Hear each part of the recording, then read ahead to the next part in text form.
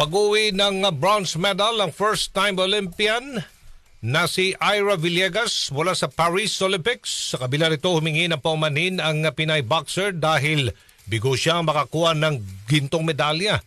Matapos siyang matalo sa women's 50 kilograms boxing semifinals kaninang madaling araw, hindi kinaya ni Ira ang mas superior na boxing skills ng kariwal na kalaban mula sa Turkiye na si Buse Naz Chokorolo.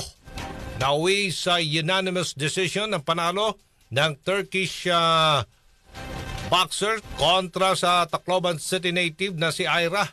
Bago pa man ang laban, inaasahan na rin na malaking hamon ang kakarapin ng Pinay boxer. Ang Turkish fighter ay kinikilalang isa sa top women flyweight at decorated boxer sa buong mundo.